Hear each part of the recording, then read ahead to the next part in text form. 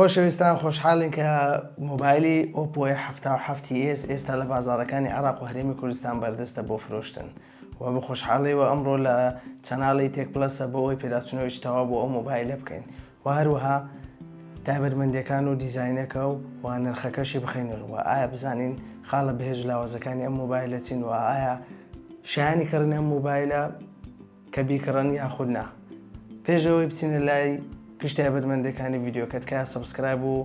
هەروەها لایک و شەیری ڤیدیۆکەتان بیر نەچێەوە شەیری بکەن بۆ هاوڕێیانتان بۆ ئەوەی زۆرترین کەس سوودی لێ ببینێت و هەروەها زەنگوڵەکەش چالاک بکەن بۆ ئەوەی لە کاتی دانانی ڤیدیۆی نوێ ئاگەنامەی چەناڵەکەمان بێوەی خۆشەویست بگا و دەگەڕێنەوە لاتان.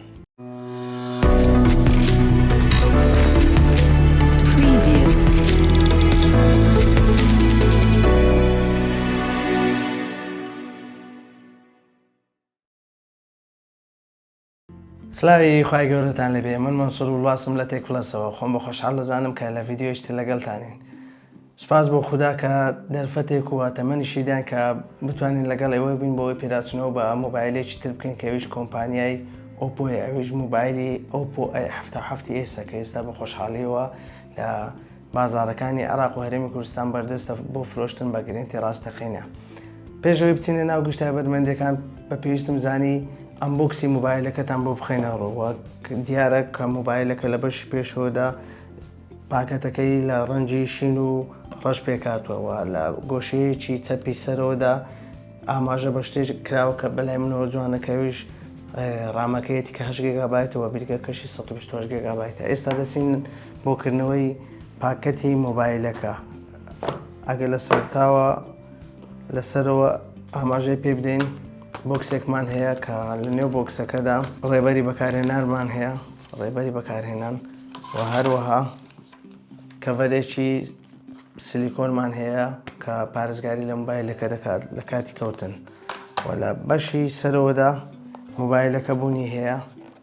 ئێمە جارەیشمان بە مۆبایلەکەینێ لە لایەکی دادنین و لە خوارەوەشدا بارگای کەرەوەیەکمان هەیە کە دواتر دێنە سەر باسکردنی تایبەتمەندیەکان و هێزی بارگای کەرەوەکە و لە تەنیشتیشیدا کێبڵی USB-مان هەیە کە USB Type-C-ە دەرچەیەکیان USB و دەرچەیەکیان USB Type-C-ە. ئەگەر سەیری دیزاینەکەی بکەن دیزاینەکەی زۆر جوانە مۆبایلەکەەوە لە بەشی پشتەوەیدا بە چەرم یاخود جلدێک ڕۆپۆش کراوە کە دیزاینێکی زۆر جوانی داوە بە مۆبایلەکە و لە بەشی سەرەوەشدا بە شێوەی لاکێشەی دوودانە کامێرامان هەیە لەگەڵ فلاشێک. ئەوەی جێگەی ئاماژەیە ئەستودی ئەم مۆبایلە 7.99 ملیمە و هەروەها کێشەکەشی 187 گرامە. ئەگەر لە لایەکانەوە دەست پێ بکەین لە بەشی لای ڕاستی مۆبایلەکەمان دوگمەی پاوەرمانەیە و هەروەها پەنجەمۆری مۆبایلەکەشی لەسەر جێگیر کراوە و لە بەشی سەرەوەدا لێرەدا هیچمان نیە بەڵام لە نێوان شاشە و لاشەکەیدا سپیکەرێک هەیە کە سپیکەرێکی ستریۆیە و هەروەها لە بەشی چەپی مۆبایلەکەماندا دەرچەی سیمکارت هەیە و هەروەها هەردوو دوگمەی دەنگ زیادکردن و دەنگ کەمکردنمان هەیە. لە بەشی خوارەوەشدا ئەوەی جێگەی خۆشحاڵیە بوونی دەرچەی هێدفۆن جاکە کە 3.5 ملیمەوە بە زمانەکەی خۆمان AUX پێدەڵێن و هەروەها مایکێک بوونی هەیە و دەرچەی بارگایکردنەوەی تایپسیمان هەیە و هەروەها سپیکەرێکی ستریۆ لە خوارەوەیدا بوونی هەیە واتە دەتوانین بڵێن لە بەشی سەرەوە و خوارەوەدا سپیکەرێک بوونی هەیە کە سپیکەرێکی ستۆریۆیە و دەنگێکی خۆش دەدا بۆ مۆبایلەکە. لە بەشی پێشەوەشماندا ڕۆنمایەکمان هەیە کە ڕۆنماکەمان شێوە تەختە هیچ ئیجێکی نیە و هەروەها لە بەشی سەرەوەشدا لە ناوەڕاستەکەیدا کامێرایکی سەلفیمان هەیە کە دواتر دێنە سەر باسکردنی کامێراکە. ئەوەی جێگەی ئاماژەیە مۆبایلە بە خۆشحاڵیەوە پشتگیری لە هەردوو بڕوانامەی IP4X و هەروەها IP5X دەکات کە بەرگری لە ئاوتۆز دەکات و ئێستاش لەگەڵمان من و دەگەڕێنەوە وڵاتان بۆ باسکردنی گشت تایبەتمەندیەکان. ئێستا گەر بێنە سەر باسکردنی گشت تایبەتمەندیەکانی مۆبایلەوە لە سەرەتاشدا لە ڕوونمای مۆبایلەکە دەست پێ دەکەین. ڕوونمای مۆبایلەکەمان لە جۆری IPS LCD-ە و هەروەها قەبارەکەی 6.56 ئینچەوە بەڕوونی HD پلەسە و تێکرای نوێبوونەوەی ڕوونماکەمان 90 هێرتزەوە تێکرای وەڵامدانەوەی سەری 580 هێرتزەوە چڕی پیکسلەکانی ڕوونماکەمان 270 PPI لە هەر ئینجێکدا و هەروەها ڕۆنماکەمان ڕۆشنایەکەی لە بە ڕۆژ یاخود تێکرار ڕۆشنایەکەی لە بە ڕۆژ لە کاتی بەکارهێنان دەگاتە 650 و ڕۆنماکەمان ڕووپۆش کراوە بە چینی پاندامێنی 228 و لەسەرەوەشدا ڕەشێنەی چاڵی ڕۆنمامانەیە کە کامێرە سەلفەکەی لە ناوەڕاستدا جێگیر کراوە و دواتر دێنە سەر پاسکردنی تایبەتمەندیەکان و ئەم مۆبایلە بۆچونمان هەیە بۆچوونی تایبەت خۆمان هەیە لەسەر ڕۆنمای ئەم مۆبایلە هەڵی دەگرین بۆ کۆتایی ڤیدیۆکە و ئێستاش پاش ڕوونماکە دێنە سەر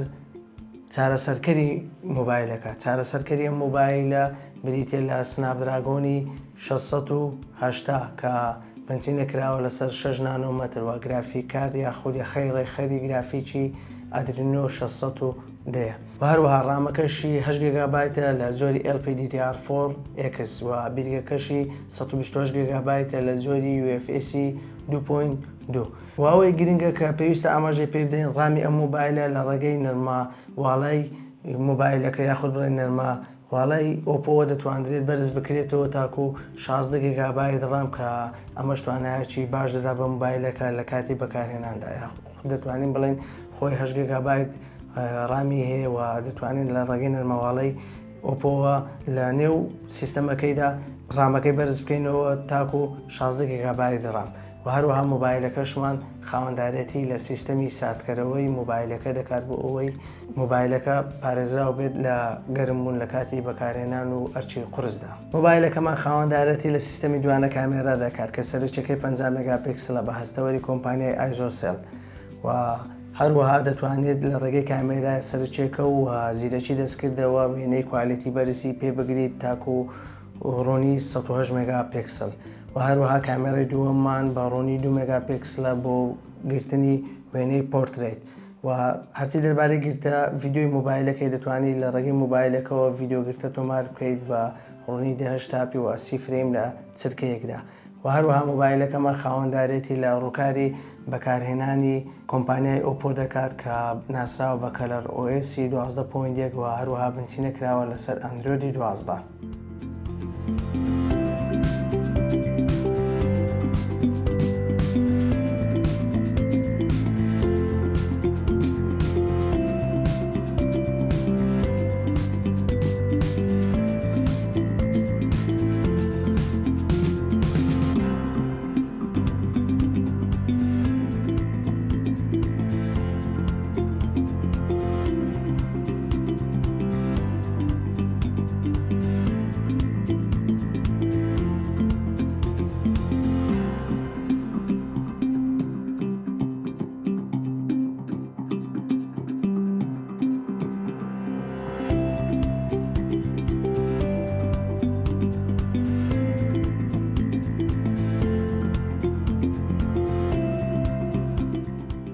ئێستاگەر بینی سەربازکردنی پاتریە مۆبایلە پاتریە مۆبایلە قەبارەکەی 5000 میلی ئەمپێرە بە توانای بارگاوی بوونەوەی 33 وات و هەروەها کە لەسەری بارگاویکەرەوە لە نێو کارتۆنەکەیدا جێگیر کراوە و لە نێو کارتۆنەکەدا هەیە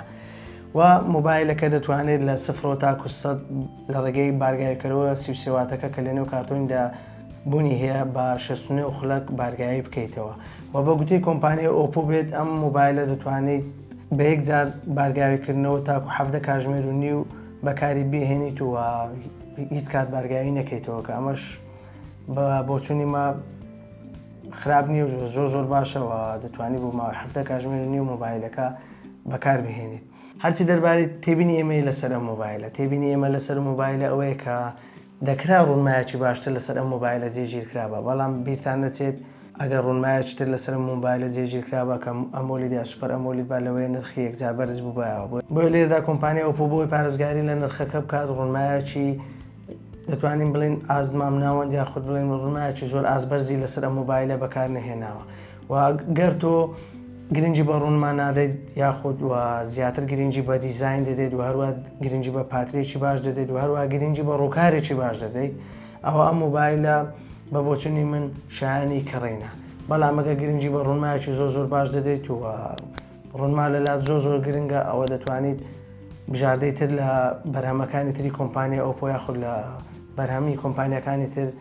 بژاردەی ترت هەیە دەتوانانی ئەوان بکڕێت و سوودی لێ ببینیت. هەرچی دەربارەی نرخی مۆبایلەیە پێشەوەی بچینە سەر نرخەکە دەمەوێت ئاماژە بۆ بکەم کە ئەم مۆبایلە لەلایەن کۆمپانیای ئەڵوەتەنیەوە بۆ گشت بازاڕەکانی عێراق و هەرێمی کوردستان بە گرنتی ڕاستەقینە کە گرنتی 1 ساڵی لەگەڵدایە بەردەست خراوە بۆ فرۆشتن و مۆبایلەکەمان بە ڕامی 8 گیگابایت و بیرگەی 128 گیگابایت بە نرخی 199 دلاری ئەمریکی بەردەست خراوەوە لەگەشت بازاڕەکانی عێراق و هەرێمی کوردستان هەیە. ئێمە هیچمان نەماوە دەربارەی ئەم مۆبایلە بیڵێن، تەنها نەبێت کە پێتان بڵێن لایک و سەبسکرایبی چەناڵەکەمان لەبیر مەکەن و هەروەها زەنگوڵەکەش چالاک بکەن بۆی لە کاتی دانانی ڤیدیۆی نوێ ئەگەنامە چەناڵەکەمان بێ خۆشەویست بگە